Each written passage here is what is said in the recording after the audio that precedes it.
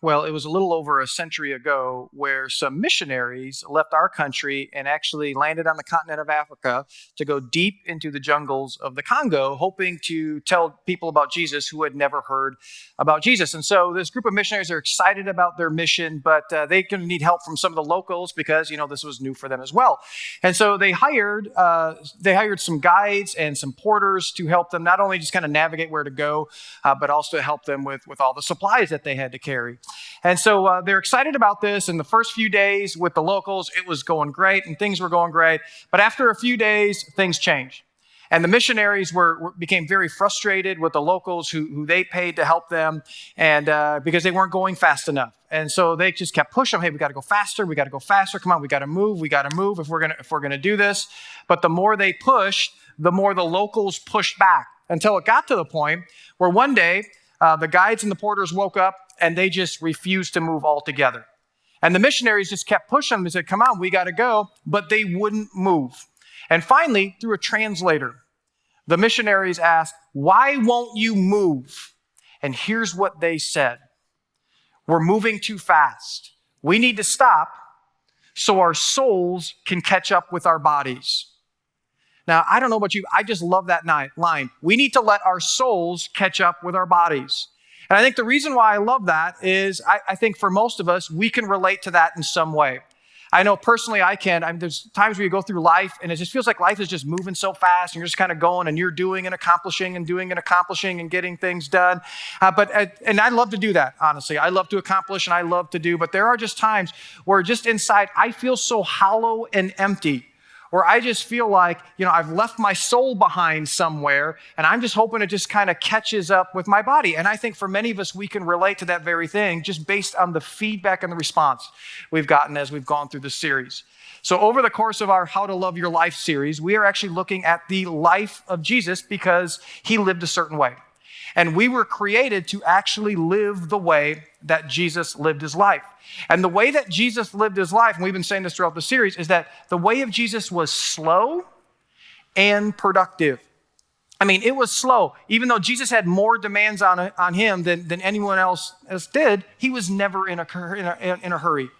Yet, he accomplished more than any person in human history, all at the same time. And every time I say Jesus was slow and productive, I don't know about you, but there's just something in me that just has a really hard time with that. And I would bet that some of you have a hard time with that as well. And I think where that comes from is because culture has constantly pounded into us that fast is good and slow is bad.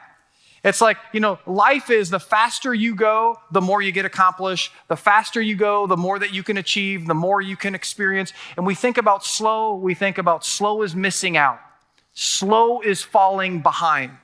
But as we've been saying throughout this series, is that love and hurry are incompatible with each other.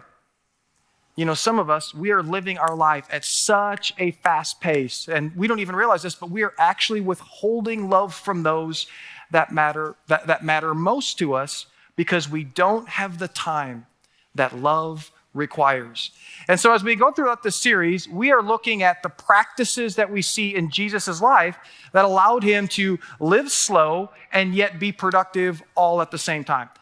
And these are not only practices that we can do, these are actually practices we were created to do because Jesus modeled them for us. And so as we kind of wrap things up, I'm just going to quickly review the 3 practices that we've gone through so far. And if you've missed any of those, go back on our YouTube channel and you can catch up on any of those. But the first practice we learned about the practice of the Sabbath. And the practice of the Sabbath is every 7th day, we are to take a Sabbath day, literally a stopping day, and rest from all work. And then the second practice we learned about the practice of simplification or simplify. This is willingly choose to have less so that we can spend more time on the things and the people that matter most. And then last week, we looked at just this principle of slowing down, and we actually looked at the spiritual discipline of slowing down. And it's this idea of we intentionally put ourselves in environments where we have to wait and be patient. And I really appreciate all the pictures I've got I've got pictures of people's speedometers and how fast they were going. They're supposed to be going slow. But hey, look at this, I'm speeding. I had people taking pictures of them standing in line going, I'm never going to do this again and all that stuff. So I really appreciate you just jumping on board with this principle. But today what we're going to do is we wrap things up. We're going to look at the fourth principle and the most important of all of them. And that's just not my opinion. Research shows that this practice right here is the number one catalyst for spiritual growth. Now, the way that we're going to dig into this one is that we are going to look at arguably the busiest day in Jesus' life. And what's interesting about it is it's actually the first day of his public ministry. And so here is Mark, who was probably an assistant to Peter. He records how this day went. So here's the busiest day of Jesus' life. Mark records it this way. They went to Capernaum, and when the Sabbath came, there's the Sabbath idea, Jesus went into the synagogue and began to teach. The people were amazed at his teaching because he taught them as one who had authority, not as the teachers of the law. And so Jesus begins his day in the morning teaching. Now, I don't know how many of you teach on a regular basis, but I know about me is when I get done teaching, the clock is ticking. And it's usually about 3 hours after I get done teaching, it's like the adrenaline wears off and I just crash. And I know for some of you who are teachers, you do it all day. I don't know how you do it, but I'm really glad you do it. And Jesus is teaching, but he's teaching in a very tough environment because there are people there who are against him. And then this happens. Just then, a man in their synagogue who was possessed by an impure spirit cried out, "What do you want with us, Jesus of Nazareth? Have you come to destroy us? I know who you are, the Holy One of God." And so Jesus is teaching. And right in the middle of his message, a demon-possessed man stands up and he's just jumping around and he begins to cause all this commotion. Honestly and thankfully, of all my years teaching in a church, I have never had a demon-possessed person stand up and start jumping around. Now, the thing, I think the experience that I've had closest to this type of interruption in one of my messages, it actually happened when I was at the first church I served at. I was considered the assistant pastor, and I was giving the message, and it was probably the third or fourth message I ever gave. And so, I'm a rookie. I'm green as can be. And the stage that I was standing on was much higher than this stage. It was just really elevated. And so when you looked over the auditorium, you were kind of looking down, so you could see everything and everyone. And there was this crowd of probably about 800 people there. And I'm giving this message. And as I'm giving this message, this guy ends up falling out of his seat and he falls into the aisle and he just rolls. And then all of a sudden he just stops and he is just motionless. And the crowd, they see this. And so everyone just goes, shh. And so everybody's just looking at this guy, and people from the medical team came and they start to, work on this guy. Well, as I said, I'm a rookie. And so I'm like, well, what do I do? So I'm looking for the lead pastor and I see the lead pastor and he just goes, I'm like, I don't know what that means. He just, and so I'm just, okay, I'm just going to keep going, And so I keep going. Well, no one is looking and listening to me. I'm not even listening to me, because everybody's focused on that. Now, thankfully, everything turned out to be okay with the guy, but that was the closest I've ever gotten to any sort of commotion or interruption during one of my messages. Well, Jesus, he gets a demon-possessed man, and he ends up casting out the demon, and then he just continues teaching, and people, they just loved it when he taught, because when he taught about God, he just brought such life to them. And so they just want him to keep going. And as he keeps going, they're texting their friends. He's like, you need to come and see this guy. This guy is incredible. He's trending all over social media. His reputation just spread across the region. Once again, something else I've never experienced when it comes to teaching as well. Well, Jesus is finally done. He's taught all day, and he leaves the synagogue, and he is going to go over to Peter's house, because Peter's house is located very close to the synagogue. And he's just hoping to go to Peter's house, have some dinner, recharge, have some me time, and just kind of settle in for the night. Well, he gets to Peter's house, and Peter's mother-in-law is sick. And so they're like, well, Jesus, listen, you can't have dinner now. You got to heal my mother-in-law. So obviously Peter loved his mother-in-law. Now, if you're a parent, I bet you hear that story and you go, oh man, I've been there. It's like you come home from this long day and you go in the house and you just want to kick the shoes off, have dinner, watch Netflix, but you just get home and then one of your kids comes running up to you and goes, I'm sick. And what do you have to do? You have to put your needs aside and you have to take care of your sick kid because that's what good parents do. Well, Jesus does the same thing. And so instead of taking care of his own needs, he heals Peter's mother-in-law. Well, now you think, okay, it's all done. Jesus finally gets a break. Not exactly. Here's what happened. It said, that evening after sunset, the people brought to Jesus all the sick and demon-possessed. The whole town gathered at the door, and Jesus healed many other who had various diseases. He also drove out many demons, but he would not let the demons speak because they knew who he was. Now, I want you to picture this for a minute. I want you to picture that you get home from one of the craziest, busiest days that you've ever had. And you just want to go in and you just want to have dinner. And like I said, just kind of check out for the night and just decompress. And so you're having dinner. And as you're nearing the end of dinner and you're just starting to settle in, a knock at the door happens. And so you open up the door, and it's not just one of the neighbors. It's not just the entire neighborhood. It is the entire town that's at your door. And so there's thousands of people at your door, and they say to you, hey, listen, you're the only one that can help us. Well, this is what happens to Jesus. And as a result, for the rest of the night, he is helping and healing people. What a crazy day that is. You just ever have a day like that where it just seems like it's just kind of just nonstop. It just keeps going, just keep going, just keep going, just keep going. I bet you would say, yeah, almost all the time. Well, let me ask you this. What do you do to just recharge from that on a regular basis? Better question. What did Jesus do in a situation like that? Mark tells us what he did. It says this, very early in the morning, while it was still dark. And so Jesus gets just a couple hours of sleep after this really, really long day. While it was still dark, Jesus got up, left the house, and went off to a solitary place where he prayed. Solitary place literally means a quiet place. So what did Jesus do? Jesus intentionally removed himself from the busyness and the craziness of life, and he went to a solitary place, a quiet place, where he could have quiet time with God. And we see this time and time again from Jesus. We see this every day that is recorded in the Gospels, that what he would do is, this was his practice, that he would get up, no matter how crazy the day was before, no matter how uncrazy the day was before, what he would do is that he would get up, he would go to a solitary place, and then there he would spend alone time or quiet time with his heavenly Father. This was the practice that he modeled for us time and time again. Now, he just didn't do it.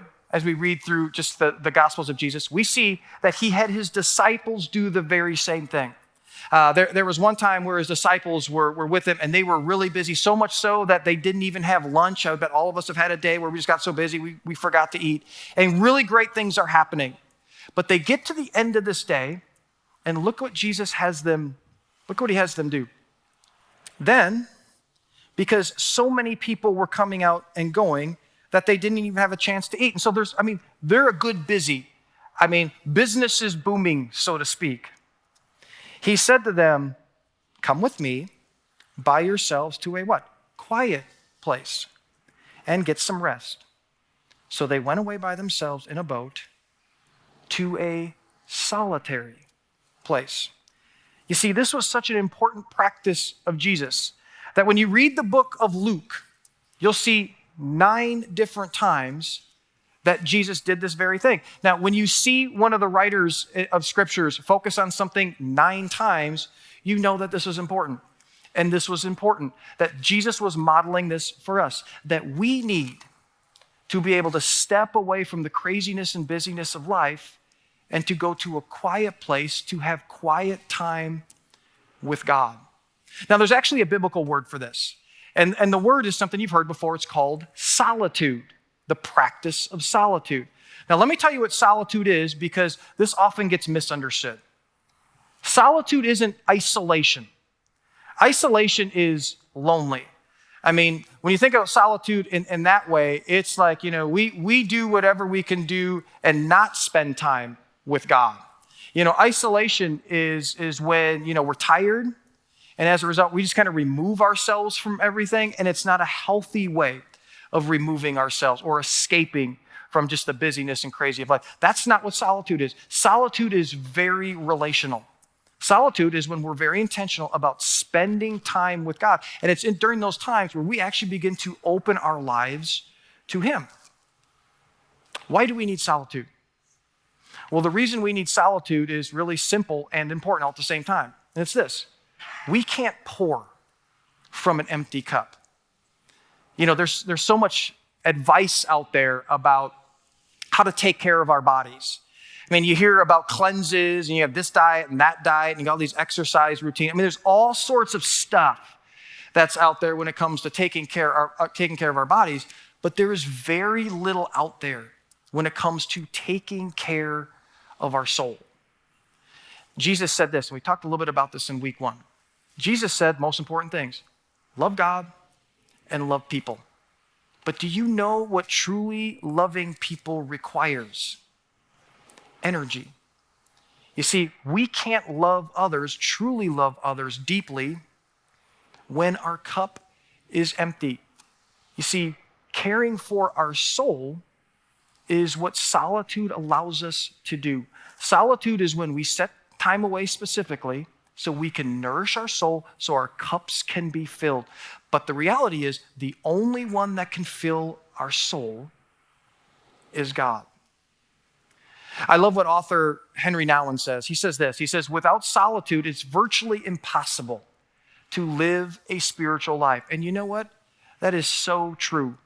Because our relationship with God is very similar to any other relationship that we have. It takes time for that relationship to develop. If I didn't spend any time with my wife, Donna, what would happen to our relationship? Over time, it would just begin to wither and die. And the same thing is true with God, and the same thing is true with our soul. So here's what I want to do with the few minutes I have left.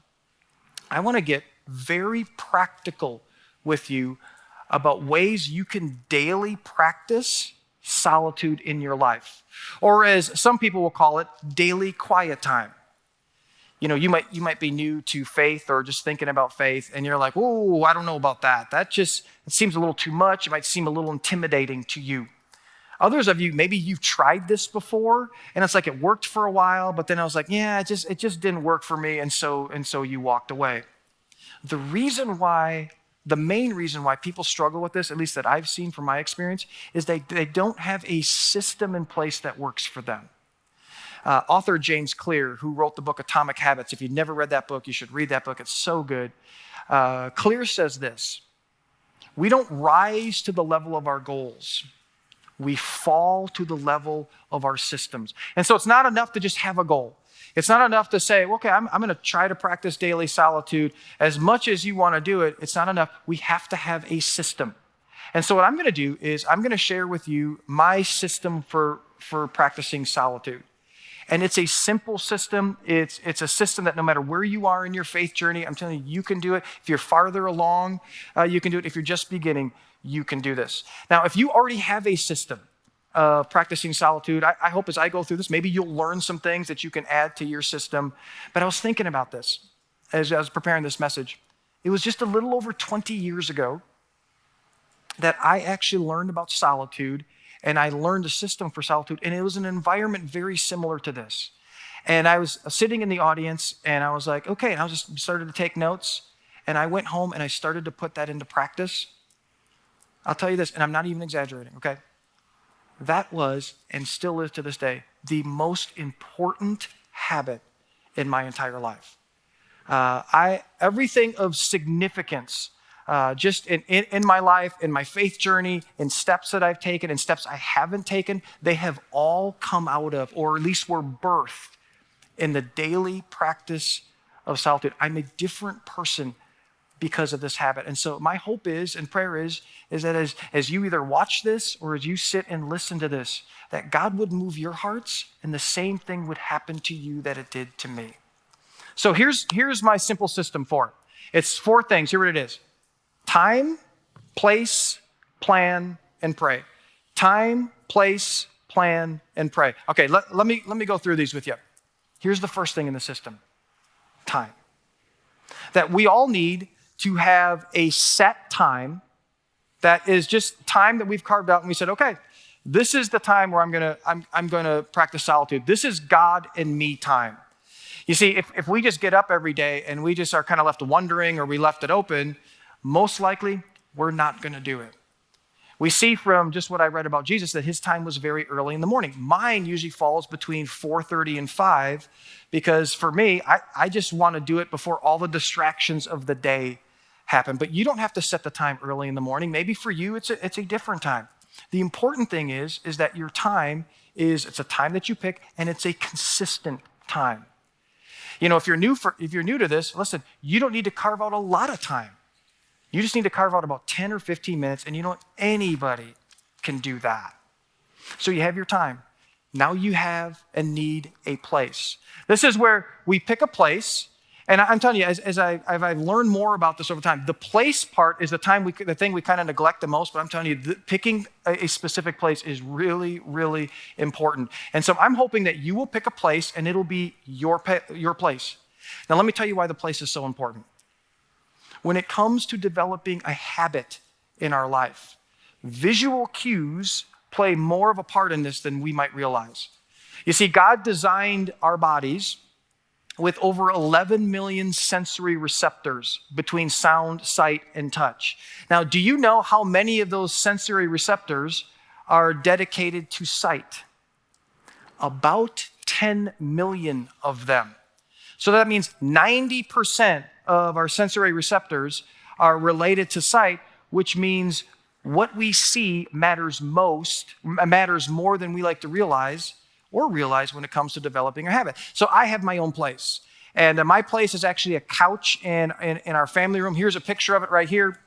Here's the couch. And what I do is I pick some pillows up. I lay down there every morning. And as you can see there, for some reason, now Buddy is involved, and now that's his place as well. And this has happened actually over the last year. Don't know why he's kind of moved into my place, but he does quiet time. I bet you didn't know that. But that couch is my place. It's this old couch. You know, what's interesting is I'm actually going to get it replaced. My parents are giving us a hand-me-down, and so I'm going to replace that. And then here's kind of another picture for me that I have it set up always the night before. And then what I do is I make coffee before I start. And now, as of this year, it's decaf coffee, surprisingly enough. And then you'll see a Bible and then a notepad under there. I'm going to refer to that notepad in just a minute. But this is my place. And I'll tell you, you find your place, and it just becomes such a comforting place after a while. So you got time, place, and now you need a plan. And the reason why you need a plan is because I don't think it's a good idea to just kind of grab a Bible and then you just kind of randomly open up the Bible and you just kind of go like this, and then you go, oh, here's what I'm going to read. But you are a people holy to the Lord your God. Do not cook a young goat in its mother's milk. What? It's like, well, how do I apply that? You know, I mean, what do I do with that? So you don't want to just kind of just randomly be doing things or things like that. You want a plan. Now, let me give you just a few suggestions when it comes to a plan. First, one of the options is you just kind of read a chapter a day. You read a chapter a day and you just look for a verse that stands out, and then just the rest of the day you wrestle with God and go, okay, God, help me to apply this. Help me to apply this. If you're new to Bible reading, I would really encourage you to read one of the Gospels or start reading one of the Gospels, which are the biographies of the life of Jesus, Matthew, Mark, Luke, and John, and just read a chapter of that a day. Now, here's another suggestion. Do a Bible plan. Now, if you haven't already, I want to encourage you to download the free YouVersion app. I mean, this is an incredible app. It's got thousands of Bible plans in it for almost any topic. I mean, dating, marriage, parenting, finances, spiritual growth, anxiety. I mean, you name it, it's got it. And so it was interesting. A couple of months ago, I was going through the YouVersion app with my boys, and we decided to do a student devotion together called Bold Faith. I'm telling you what, I think I got more out of it than them. I mean, it was just really, really good stuff. Another thing that's really great about the YouVersion app is that you can actually do it with friends. You can pick plans and then invite friends to do it with you. And so then you just have some encouragement and some accountability to the whole thing. Now, one more thing about just kind of the plan part of it. One of the things I want to recommend you is that you pick certain Bible translations to read. And I'm not going to go into a whole long, Bible translation talk. Trust me, you'll go to sleep. I'll go to sleep even given it. But here's what's important. I would encourage you to read from either the NIV or the NLT. And the reason is because they're modern day language that you can understand. They're very accurate. And they just read really well. We use those translations here. I use them, and so I would encourage you to do just that. So, time, place, plan, final thing. Pray. Pray. Now, we overcomplicate this one, but we don't really need to overcomplicate this one. Here's what prayer is. Prayer is just having a conversation with God. Now, I know it's a little different because, you can't see the person that you're having a conversation with, but there's some principles that still fall into place when it comes to prayer. When you pray, when you talk to God, don't use fancy formal language. We see people do this all the time. It's like they're talking to you, then they pray, all of a sudden they kick into a different gear. Oh, most merciful, sovereign Lord. And it's like, what in the world, And almost God might be thinking like, where did my person go, okay? What happened to him? No. Listen, just be you. You see, God wants to just spend time with you just as you are. And when you think about having a conversation, just open up your heart and just be honest with God with what's on your heart. That's what he wants to hear anyways. The other thing is that just like any good conversation, it needs to be a two-way conversation. And so in prayer, there needs to be a time to talk, and there also needs to be a time to listen. And I'll be honest with you, I'm not real great at the listening part. It's still a challenge for me today. But have you ever been in a conversation with someone and they did all the talking and you did none of the talking? I actually went out to lunch with a guy a couple years ago, and the lunch lasted 90 minutes. He talked for 88 of the minutes. And you're wondering, well, Mark, how do you know that? Because as he was talking and I knew that I wouldn't be talking, I took out my phone and I just timed it because that's the only way that I could stay awake during the conversation. A conversation like that, it is horrible to have. So when it comes to prayer, sure, God wants to hear from us. Yeah, he does. But he also wants us to hear from him. Here's something that hopefully will help you. Here's what I do when it comes to prayer. What I do, you saw in that picture, you saw a notebook. What I do is I just take a notebook out because I'm not the type of guy that can just, sit there and kind of do this whole thing. My mind's wandering off about, are the Bucks playing tonight and just all that stuff, So my mind's all over the place. And so what I do is I just take a notepad out and I just start writing because you can't write and mind wander all at the same time. So I just write, Dear God, and then I'll write a little bit. Then I put the pen down and I just try to be quiet for a little bit, pick the pen up again, write some more, be quiet, and then I'm done. Now that may not work for you, but just figure out something that works for you based on how you are wired. John Knox was a famous pastor and was a man known for being a man of prayer. Well, one day he was summoned by Mary, the Queen of the Scots, who Mary actually had a reputation of having a murderous temper. Now, when you think about a reputation of a murderous temper, that's not a good thing, okay? Her reputation was given that way because she was known for executing people on the spot who, when she would meet with them, would say something that she didn't like, or they would tell her what she didn't want to hear, and so she would just take their life. And so he was summoned to meet with her for 10 minutes. And people around John were like, John, I don't know if you should do it. Listen, I don't know if this is a good idea. Your life is at stake. Here's what John said to them. Why do I have to worry about spending 10 minutes with the Queen when today I've already spent an hour with my King?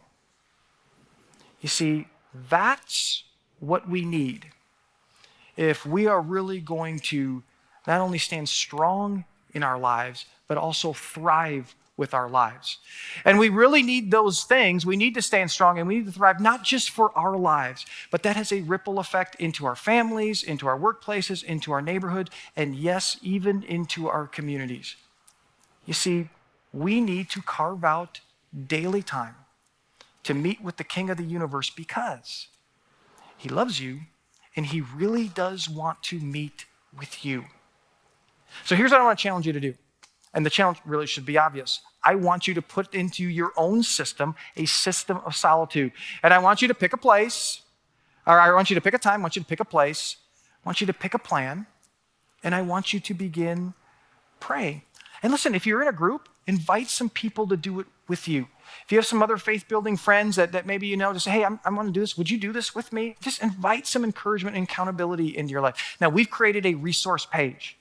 And it's called, it's theridgecc.com/how to love your life. And what's really cool is we've actually created some videos. If you're new to the Bible, have never read the Bible, we've got these videos kind of give you overviews of the Bible, and ways you can read the Bible and how to read the Bible, some different reading plans that are there that will really help you out. And so I just hope that you get on that resource page and you'll just take some things from there. But I'm telling you, if there is one practice I want you to take from this series, this is the practice right here. I want to wrap up our series by having us do an exercise together. And what this exercise is going to be, and this is actually an exercise where it's one of those things where we try to put ourselves in a position for God to speak into our lives. Most of us, we don't carve out time to really hear from God. We're going to do this together. And so you're watching online, I want you to do this with us as well. Here's what I'm going to do. I am going to read the words that have been driving our entire series that Jesus said. And then as I read those words, I'm going to stop at certain points and then just allow some silence. And as I allow some silence, I just want you to pray, God, what do you want to say to me? What do you want to say to me? And just be silent. And I'm going to read some more. There's going to be some more silence. Read some more, and there's some more silence. God, what do you want to say? What do you want to say? What do you want to say? So everybody bow their head and close their eyes. And we're gonna do this together. And I just pray that God just really begins to just speak into your life and speak into your heart as I read these words. Are you tired? Worn out? Burned out on religion?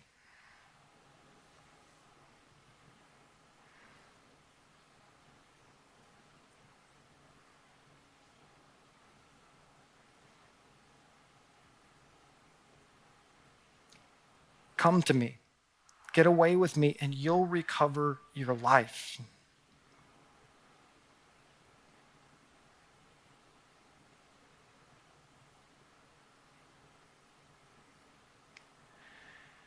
I'll show you how to take a real rest. Walk with me and work with me. Watch how I do it. Learn the unforced rhythms of grace.